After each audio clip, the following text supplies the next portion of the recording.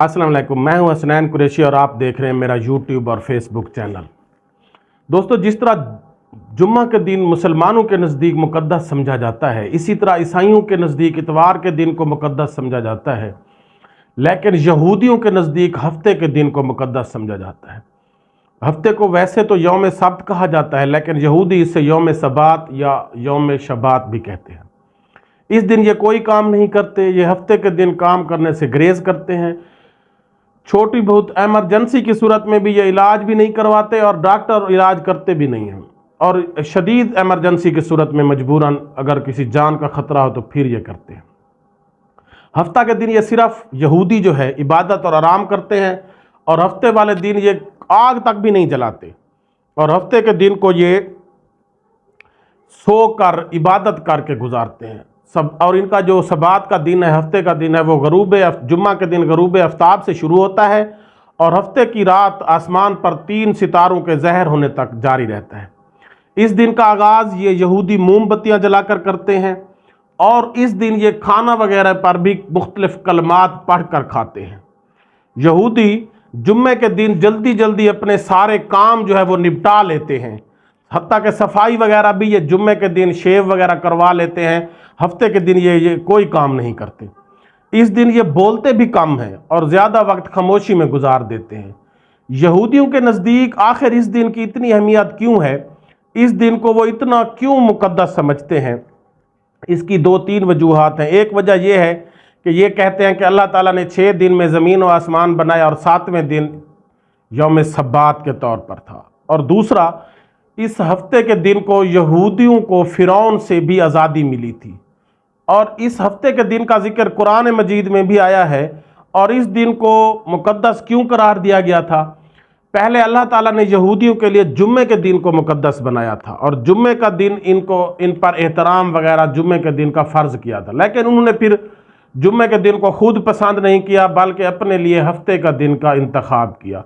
फिर अल्लाह ताला ने इनको इनकी मर्ज़ी के मुताबिक हफ्ते के दिन को मुक़द्दस बनाया, और इन्हें हफ्ते के दिन जो मेन वजह जिसको ये समझते हैं, अल्लाह ताला ने इनको मछलियों के शिकार से मना कर दिया था। अब ये अल्लाह ताला की इन पर आजमाइश थी।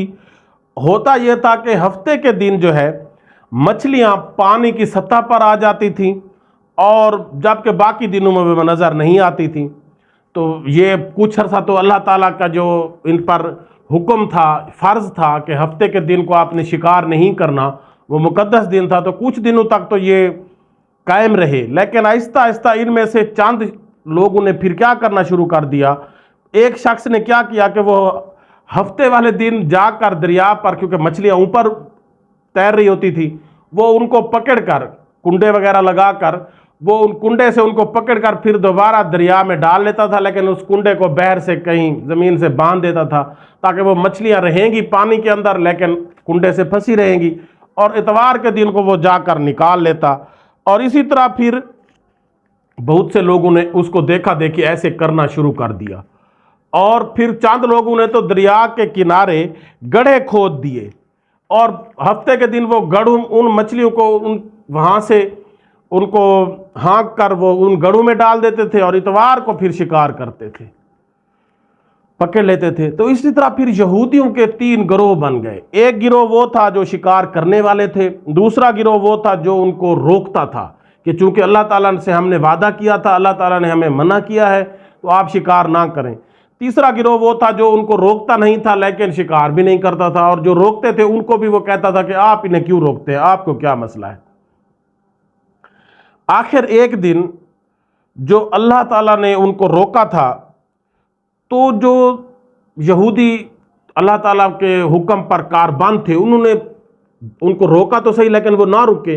तो फिर जो शिकार नहीं करते थे उन्होंने और शिकार करने वालों के दरमियान में एक दीवार खींच दी कि जी आप फिर उस तरफ रहें और हम इस तरफ, क्योंकि आप अल्लाह ताला की नाफरमानी कर रहे हैं, आप शिकार करते हैं, अल्लाह ताला ने हमें मना किया है, लिहाजा आप हमसे अलग हैं।